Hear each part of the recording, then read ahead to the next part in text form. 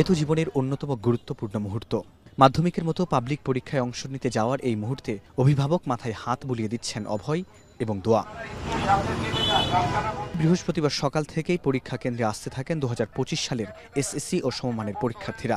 যানজটের সংখ্যা বিবেচনায় রেখে 2-3 ঘন্টা হাতে রেখেই কেন্দ্রে পৌঁছান অনেক অভিভাবক ও পরীক্ষার্থী। এরপরও যাদের কিছুটা দেরি হয়েছে তাদের কেউ কেউ যানজটে পড়েন ভোগান্তিতে। পরীক্ষা কেন্দ্র এবং এর আশপাশে ব্যক্তিগত গাড়ির কারণে এই যানজট, তাই ক্ষোভও ঝাড়েন অনেক অভিভাবক। মিনিমাম 1.5 ঘন্টা আগে বাসা থেকে বের হয়েছি, তারপরেও যানজট ছিল। মানে আইডিয়াল স্কুল থেকে আমরা মতিঝিল দিয়ে আসছি, আইডিয়াল স্কুল থেকে মনে করেন ওখানে রিক্সা থামিয়ে দিয়ে তারপর হেঁটে হেঁটে আসা লাগছে এই পর্যন্ত। পরীক্ষা কেন্দ্রের আশপাশে ব্যক্তিগত প্রাইভেট গাড়িগুলা 2-3টা সারিতে রাখা হয়েছে। এই গাড়িগুলো যদি রাখা না হয় পরীক্ষা কেন্দ্রের আশপাশের অবস্থা খুব বেশি একটা খারাপ হবে না। গতবারের চেয়ে প্রায় 1 লাখ পরীক্ষার্থী এবার কমেছে। সারা দেশে 30,45টি শিক্ষা প্রতিষ্ঠানের 19,28,970 পরীক্ষার্থী এবার মাধ্যমিক পরীক্ষায় অংশ নিচ্ছে। 11 শিক্ষা বোর্ডের অধীনে সারা দেশের 3,715টি কেন্দ্রে একসাথে পরীক্ষা অনুষ্ঠিত হচ্ছে। এদিন শিক্ষা উপদেষ্টা আসেন মতিঝিল সরকারি বালক উচ্চ বিদ্যালয়ে কেন্দ্র পরিদর্শন করতে। পরিদর্শন শেষে পরীক্ষা নির্বিঘ্নে অনুষ্ঠিত হচ্ছে জানিয়ে সন্তোষ প্রকাশ করে উপদেষ্টা বলেন, যে উৎসগুলো থেকে প্রশ্ন ফাঁস হয় সে উৎসগুলো বন্ধ করা হয়েছে। আমরা নিশ্চিত করতে চেষ্টা করেছি যে যে ধরনের ব্যত্যয় মাঝে মধ্যে ঘটে যায় সেটা যেন না ঘটে।